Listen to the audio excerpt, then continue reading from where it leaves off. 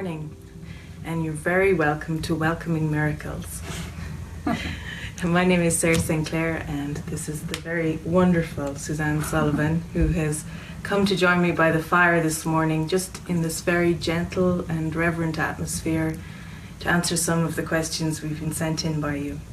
So thank you for joining me. Yeah, thank you. I was just saying, there's such a calmness in the house today, and just sitting back in my chair in my room, meditating, and just feeling like this vibe of reverence and devotion, and that's really what the questions are about that are coming in, like the how to get to live a life of devotion. Yeah, maybe I'll just read it out to you here, just exactly as it came. Okay.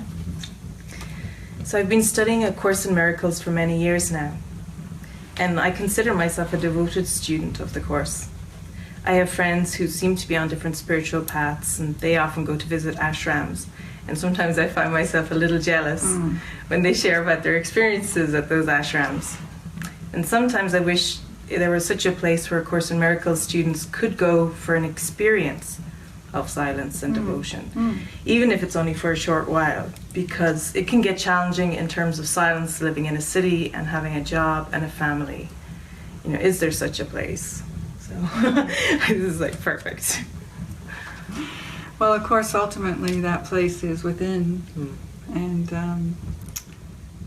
I know for myself, and I really only can speak from my experience, which I'm so grateful to be able to do, because these questions do come in, and I had all of these questions, years and years of questions.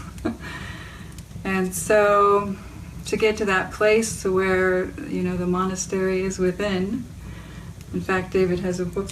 Yeah, he's always saying that, this moment is your monastery. This moment is your monastery, so stay tuned for that book. But to get to that point, it does seem like a process, doesn't it? And I know for myself, I wanted to do it by myself.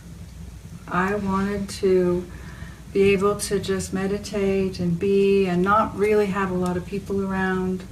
I felt very drawn to this silence, but what I was finding was that I was looking for the form silence, right? So, and that all can be used, and it was, because I was drawn to live 10 miles down a dirt road in the middle of nowhere with my course book. And really that was just a symbol of my sincerity. That was a symbol of the heart's call to go deeper into what the Course in Miracles is pointing us to. And so I had a lot of resistance to listening to other teachers or listening to teachers at all, and joining groups and things like that. And I was one of those, this is a self-study. And of course, many of us can relate to that. This is a self-study, I don't need to do anything. And so what happened for me was I went as far as I could go on my own, and then I heard that call to go deeper. And I was also very drawn to, like, in my mind, of the symbols of ashrams and India. I went to India a few times, and I went to an Indian guru, and I went to see Sai Baba, Mother Mira in Germany, and they were all very beautiful experiences, But when that, it would be like momentary feelings of hitting that place of devotion and peace, But there wasn't a consistency at all. And so about this self-study, it's like, well, the mind, it's all mind. It's all self-study. And I guess what I came to realize is that what was coming towards me, what was obvious, was what my next step was to deepen. And they're just symbols, right? They're just form symbols that are helpful to take the mind deeper. When I hear, people say, why do you live in community and this and that? It's like, well, it's what was offered by the Spirit. So for me to say, oh, it's a self-study and I'm going to do this on my own, that wasn't working anymore, and I wasn't happy. I mean, consistently I wasn't happy. So, if I had been, great. And there are many, many paths, Yeah. But the many, many paths thing really is to, we always say, I want to hear the Holy Spirit, I want to hear the Holy Spirit, my internal teacher. And I do believe that we're hearing it all the time. But there's like some sort of resistance to the light. There's a resistance to actually going very deeply into the release of that self-concept, because it means safety in the mind that's deceived. It feels like it's safety when in actuality it's keeping us in this kind of mediocre existence of being a human on planet Earth, right? So these ideas of ashrams and places, and it's like they're popping up in the mind for a reason, I believe. If it's happening for you and it's like, how do I go deeper? And this is the question that we're addressing. There are many, many ways. And so what happened for me was community came. And I wasn't at all happy about that. I really felt like, no, not that, not that, but in the Course, it's all over the place about you can't go home without your brother, and that A Course in Miracles is actually, it is an awakening path through the mirroring of relationships, through having relationships. Your way will be different. I will give you a relationship, a holy relationship. So as much as I went for the hours and hours of meditation, and I'm sure it was preparing my mind, I negate no steps that I've taken. I've taken many in this seeming quest for awakening. So I really feel like it's what is coming into your awareness as that prayer is going on in your heart. And of course here at the Living Miracles community, we don't even see it truly as a community in form. When I met David and the teachings were so clear and so non-compromising, and I felt like, wow, a way shower, an actual modern day way shower of how to do this. And he's talking about now. He's not talking about in lifetimes. And so that got my attention. And so as I went deeper into it, all of a sudden people started showing up. Right? But they started showing up completely different than in the past. They showed up in purpose, a shared purpose. That's the holy relationship. It's a shared purpose of awakening. It's a shared purpose of practicing forgiveness with each other. And so as they came and as it looked like, okay, it looks like community, then I started to accept. And the more and more and more I accepted what the Holy Spirit's offering, right? It's like the mind thinks it has its ideas of what it needs. It has no clue. I mean, I can honestly say I had no clue. Now, I thought I had a clue. I thought I had lots of clues, right? I thought I knew. And so there was a spiritual self-concept also that was really getting taken to task. And that probably was one of the hardest ones to give up.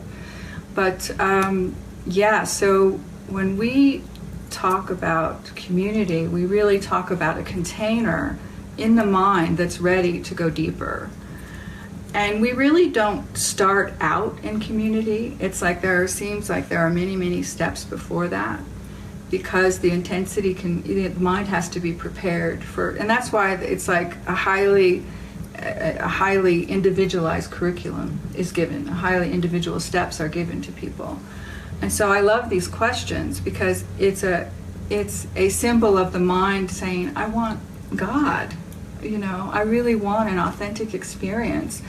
And I know for myself, and many others probably can relate to this, that the Course has two phases. There's the phase of, there's miracles and I'm not a body, I'm free and awakening and all of that stuff. And I so loved it when I found it because it lit my heart up. But then it's kind of like all of a sudden you realize what it's really saying. And then you drop into the dismantling phase. And the dismantling phase is where most people go, whoa, enough of that. And so I feel like community, which we have a community, and it is like an ashram for A Course in Miracles students. Because when you go to a traditional ashram, and there perhaps is a guru or something, you're learning their teachings, you're practicing meditation, whatever. Here, it's solely devoted to awakening. The Course in Miracles is the foundational piece, and the deep teachings of David and messengers and just all the things that we've walked through ourselves, which we want demonstrations, right? We want to be able to sit down and say, did you experience this extreme confusion? Yes, I did. Instead of somebody who hasn't walked through it, who says, oh, well, if you're confused, then that can't be the Holy Spirit, you know. And it's like, yeah, well, of course the Holy Spirit is not confused, but I am confused while I am still identified with a false belief system of being a person in the world. And this is deep. So these ashrams and monasteries, and in fact, you know, I was thinking about the monastery. We have the only that I know of, a Course in Miracles based monastery in the world. And I was thinking about it, and I thought, you know, how that came to be. And the word monastery, it's like, it's a symbol. And the monastery was the deepest meaning, most meaningful word that we could come up with for complete devotion of the heart. Like, I'm going for this 100%. It's like the mystical branch of A Course in Miracles, right? And it feels so beautiful because we've all come together in this collaborative venture, which Jesus says in the Course, which I ignored for many years, that it's a collaborative adventure, yes. It is an adventure. Adventure. And yeah, so to come together in this way with that kind of symbology around us is really, it's like it like shows that how much the Spirit loves us. That's how I feel. It's like, I will give you this, I will give you this, I will give you this. Just keep turning towards me. You don't have to worry about the means. I will give you all the means. I am the means, right? And then in form, I'll give you whatever you need. And we often joke around here because everything is very, very nice, right? It's very nice. And we joke like we've done the cave thing probably lifetime after lifetime. And now we're really serious, like we really want to let go of everything. And then all of a sudden there's all this stuff that as the mind crashes through the levels of fear and the things that need to be released, it's almost like the warm blanket is around us, you know. And the monastery and the centers, we have centers all over the world. We have one in Australia, in Europe, in Mexico, and here in Utah we have the center which we're in right now. But I've spent a lot of time at the monastery, as you have, as many of us have, and what a gift it is, you know, to be able to sink into that vibe of an ashram, which is at all of the centers, because at the heart of an ashram is devotion. Right, and actually I've just heard the tweak in the mind. What's the difference between a retreat, just a regular retreat, a Course in Miracles retreat that people may have been on, and coming to one of our centres, which are devotional centres for a retreat, like the Going Deeper one, say it after Easter next year. It is the container, and that's what an ashram feel is as well. It's a pure 24/7 experience of devotion. It's not like you have some classes, and then you go and you turn your cell phone on and you think about other things. Life. You go back to life, or you do whatever you feel like, you know, after 4. Or it's not like that. It really, you do, and a monastery is the only way to describe that kind of feeling. Yeah, it's that kind of devotion that you want it to consume your heart. You want to put yourself so fully into it that there are no outside distractions. Now what happens is, you know, we seemingly go into these devotional times and people come and they stay with us for different periods of time, from 2 weeks to 6 months, say, and they immerse the mind. But what's cool about it is that you let go of all the seeming distractions in the world, and then you don't have anything keeping you from seeing what you're truly believing in. And so it can get very like up close. And so we have projects that we immerse the mind in to lift it higher and higher and higher. So as these concepts are being blasted by the light, really the light is just being allowed in, and we're allowing these false identities to pass through, so that we can see that we are truly in alignment with the truth of who we are, the light in our mind, the Holy Spirit. You know, we start to merge with that.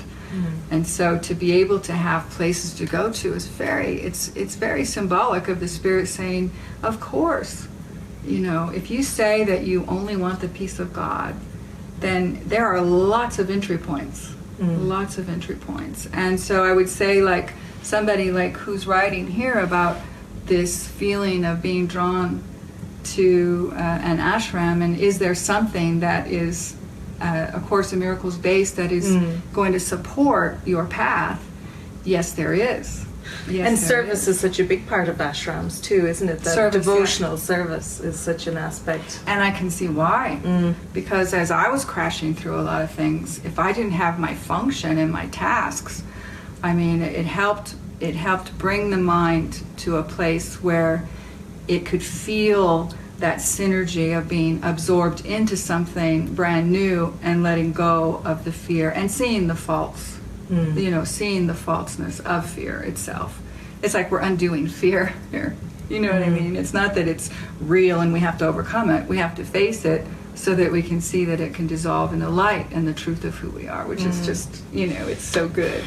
I mean, it might feel a little rough going through, but...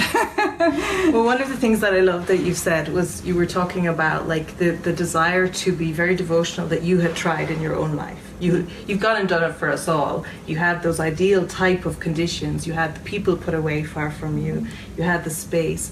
And you found it wasn't enough. So now the Spirit introduces people in purpose, and that makes them practical. Because you can just use them for healing. And it's not like you said, a traditional community vibe, which is all lots of bodies together. That's not the feeling. No.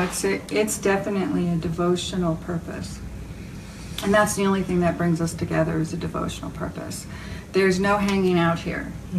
There's no joining a spiritual community. Nobody joins our community. We're not even It's a community of the mind. It's a community of the mind, and it looks how it looks, which is supportive and helpful, and it feels like there's like something. Like one time this guy said to me that came to the monastery, he said, I can't count on anything. I can't count on relationships. I can't count on this place. I can't count on anything. And I said, you can count on our shared purpose. That's what you can count on. You can count on that. You can count on that the Spirit has brought you here.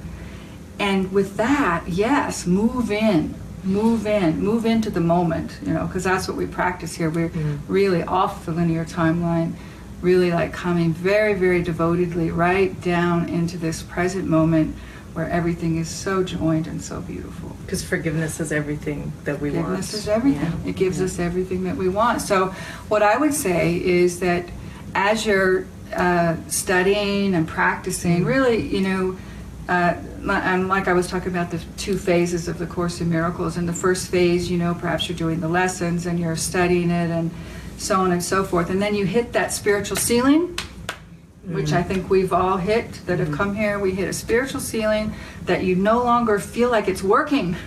It's like, what happened? I was so inspired, but we keep going at it, right? Like, okay, if I just forgive more, if I just do this more. And it's like, oh, there's a second phase, all right. And that phase is when you have to get very, very committed and very, very serious about thy will be done. Thy will be done, not my will. And you let go of thinking that you know what your will is. I am the queen of that. I thought I knew. Until it got so painful.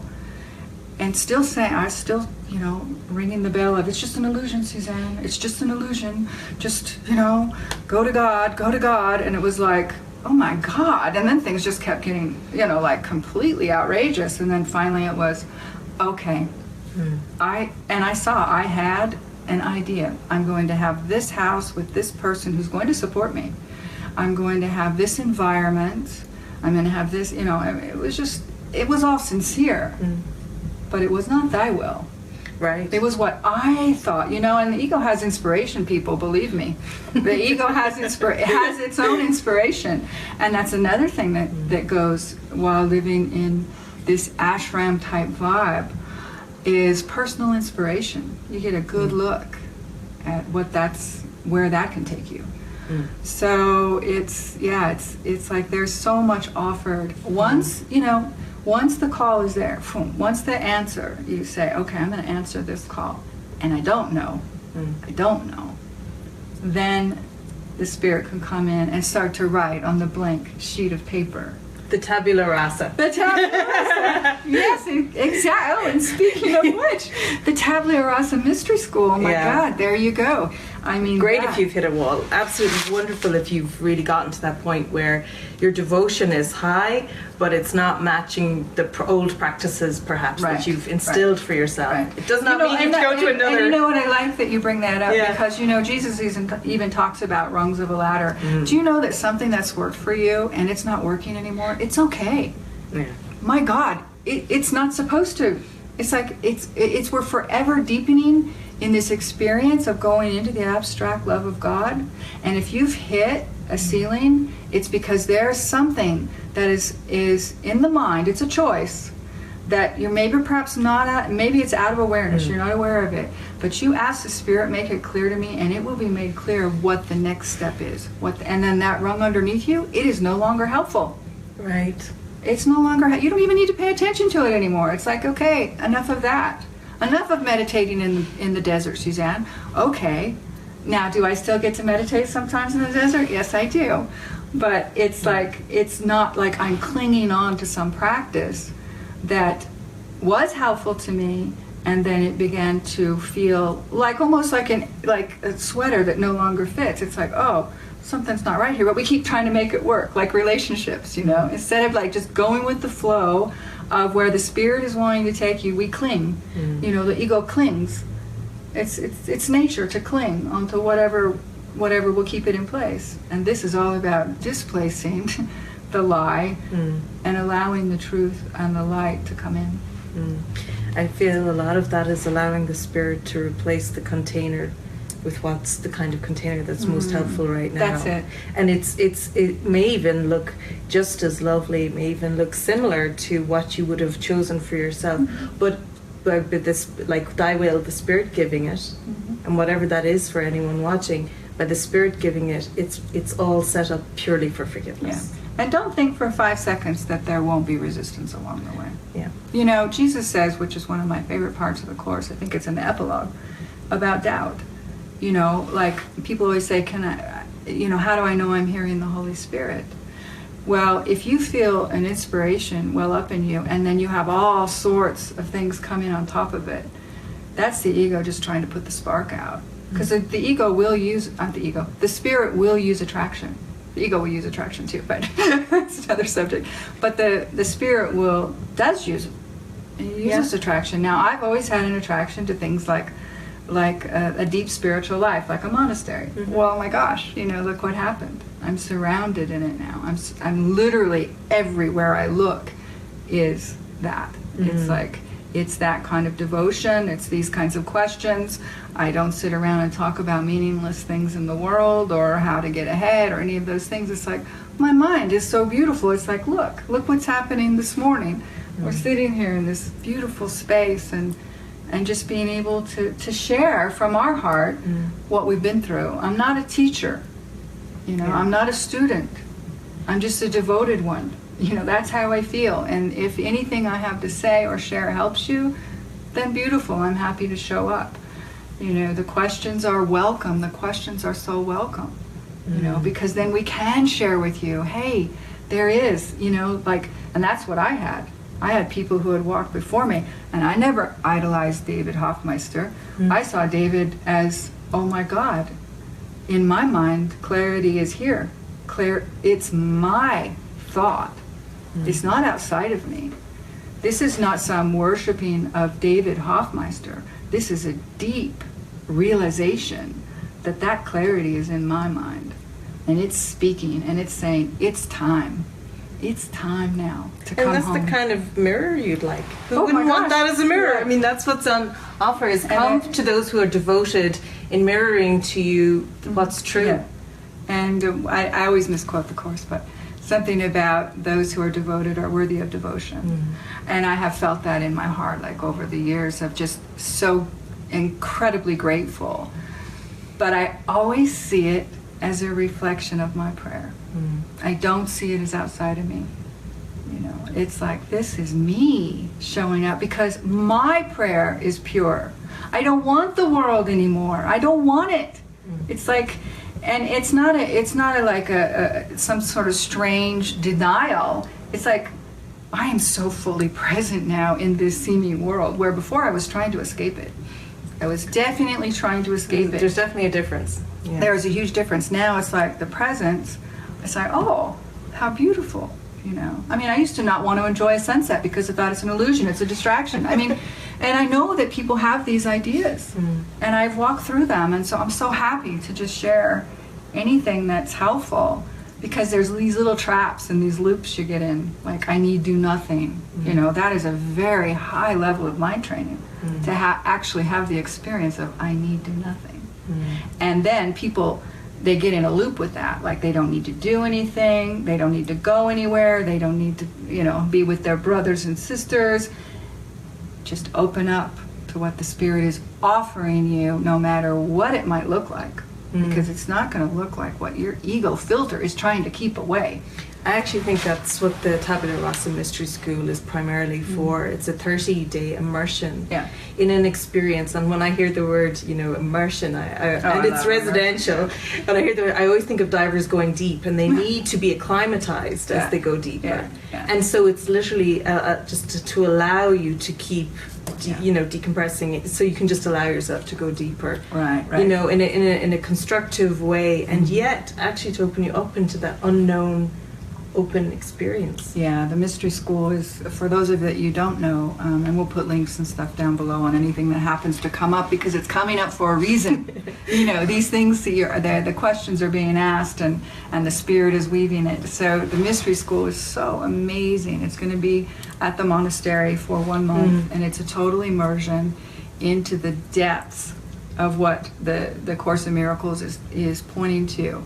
It's a living experience. We are not interested in studying the Course in Miracles. This is not for you know, the first steps of a student. This is for people who have actually been in their own immersion, in their own practice of forgiveness, and feeling like they want to go deeper. That's what the mystery school is for. Retreats, on the other hand, they're for people who are just like, they're wanting to process through some of the stuff, and they're wanting to, you know, they're taking their steps in their devoted way, and this is a way to see how the mirroring of relationship works in our retreats anyway, because we do expression sessions and things like that. But there's lots of different ways to come in, but I'm glad you brought up the mystery school, because it's happening in the whole month of May. Yes, May 1st. And a beautiful time out at the Monastery, and there will be, it will be a full-on immersion. And we're just now, it's coming to us now of what it's about, and we're going to be posting, and we're going to be sharing more and more about that. Yeah, I think if you've come from a non-dual path, which A Course in Miracles is a non-dual path, just referring to our ashram question earlier, and perhaps you have been someone who's been dropped naturally by the Spirit into great devotion, and has a desire, though, to practically apply it to your life. And maybe you're only a new Course in Miracles student, but you have this extensive background already of going to places like ashram. This is for you. This is for you. This is the way of you know, centering down into one particular path that will take you the whole way, because that's what's vital. And this 30 days, you know. So that's non-dualityonline.com. Just so you want to check that one out. You know, it's very beautiful. Yeah, it's really about the application, and the application of forgiveness is not, that's just an illusion. That's not it. Or it's just what's Or I happening. would have been awake a long time ago, because I said it over and over. But the positive affirmations and things, that's what can happen with the Course. And with Course students, they can get in a loop of, I am not a body, I'm a free, and they can do these affirmation type things. But this, what we're about is really the experience and the application in a very, very practical way. Where are the judgments in the mind? How do I actually apply forgiveness? How do I start to open up to hear my inner guide, my inner teacher? And so all of this is given, and people are continually asking us, how? And this really is the how. I mean, and it's so simple, and it's so beautiful. And, you know, there's all kinds of ideas about community, and, you know, is it a cult, and all of that stuff. And I can just tell you that it's like, no. This is like, that's it. The world is the cult. Well, that's the and Maya. We're coming out of that into the freedom the absolute freedom of mind. This was a portal. Not the enslavement of mind. We're coming out of the enslavement. And so if you hear these things, it's like, just be very, very prayerful. Like, okay, I hear that, I hear that, but what is it that keeps drawing me towards something, and then pay attention to those promptings, because you are being guided. I think for just a soft and gentle taste, there's that ACIM Easter conference that's happening in Utah, just down the road from us here next year, and we're having this Going Deeper retreat at the monastery. And what I like about that is that there'll have been people together during that retreat, conference, and then coming out to the monastery, it's just an hour away, dropping into it's the kind mind. of symbolic, really. Yeah. That whole thing is symbolic of the question, actually. It's like, okay, there's the conference, which has many different teachers, right? And so you're absorbing, listening, having whatever experience you're having, and then it's called Going Deeper. It's a Going Deeper retreat. Yeah. It's called Going Deeper. And so if you have that call, like, oh my gosh, I just want to go and have that monastic experience with the Course in Miracles as the foundation, and after that weekend, just coming and falling deeper and deeper into the experience, because the place itself supports the experience. It does support the experience, which also is just a mirror of your own mind wanting a deeper experience. There's nothing, there's no place, there's no sacred places, none of that, but there's some sort of devotion and dedication to this symbol, not to the symbol, but that's a reflection of our mind of wanting that depth. And it's like a spa for the mind. When you go to the spa, you know what you're going in for. And when you come to the monastery, you can feel it. Yeah. You feel, like you said, that soft blanket around you. And this is just 3 days, like from the Sunday, Monday, Tuesday, going home on Wednesday. Yeah. And all those glinting eyes of those going with you, you know, that support of the same devotion. Yeah. So do you feel like we've answered this question? I think this is... I don't know if there's any... I don't want to miss anything. Yeah. So I think there was the aspect of, like, I'm attracted to this ashram idea. Right. So you covered that it's service and devotion, and that's definitely available using A Course in Miracles. Yeah, you don't have to switch pathways. I'd like to say that attraction. Attraction to the ashram, but knowing that ashram is not really your path. Yeah. It's like, but that attraction, follow that attraction. Follow that attraction. And see, you asked the question, and it's like, boom, here's the answer. Yes, we have devotional stays, which we're very, very open to right now, is having people come. There's applications online. Nicholas can put it up. It's for for varying lengths of time, and we join about what's most supportive for you. But it's where you can actually come into the community outside of a retreat or a devotional retreat or the mystery school. Yes. This is you can come like regular time. Yeah. And you just come and live in community with us, and it is about that devotion. So that's another way to come in as well. Yeah. And highly encourage it. It's like and the thing is you don't really have to think about it. You can feel it. If these words are resonating in your heart, then don't ignore it. Yeah. Don't ignore it. It's like, if you ignore it, then you'll just continually hit that ceiling you never go past the ceiling. And because, there's fear. Oh, God, I don't want to go, live in a community with people, even if it's for a couple of weeks, because of this and this and this and this. Well, this and this and this and this is what's keeping you from the vibrancy of the spirit. Right. And believe you me, I understand. I had many of them. And I do think it's helpful to share that most of us were naturally more hermits. Yes, we were. So if your thought is, I'm not really good with people or something, it's like, that's really okay. Or it's just a self-study. Yeah, it's just a self-study, and that's why I'm not going near people. But it's really this, we go together, you and I, is the statement hand in the Course. Hand in hand. You don't go home without your brother. Now, I didn't like that very much, but now I see it. I tried to really hard. I know. Most people that that came together many years ago, it was like a constellation of devoted minds and hearts came together, and it was like I think almost every single one of us, we didn't have any intention of any of this. Community was not a word in our vocabulary at all. And now it's a retranslated. It's a retranslated word in our. It's a living experience. It's like, okay, I have no idea what the day is going to bring. I have no idea. Thy will be done. You know, if I can be used, use me. If I can sit, I'll sit. Whatever it is, it's like there's a calmness in the mind now. There's a serenity in the mind now. And there's not a trying to escape the world in the mind now, which was a huge loop for me. We could have a whole show about that. Yeah. So, so this is beautiful, just to be able to share how much the Spirit loves you, how much is offered, and to just to be aware, if you feel a tickle. You know, David always says, follow the tickle, you know, and then notice how when you start to follow the tickle, the ego mind will come in and try to crash it. It's just its job, you know. But we're very practical, so we love using audio visual multimedia, and there are beautiful videos that we've made. Even if you go to miracles-monastery.org, that give you the feeling of what we're talking about. There's something so reassuring about just watching others go through it, or in a video or music. So. Yeah, and any questions that you have, please do write in with the questions, and we will address them, and we're happy to. So, yeah. Thank you so much. It feels beautiful. Thank you for joining me in front of this fire. Yeah, namaste, everybody. Namaste. Thank you. Lots of love.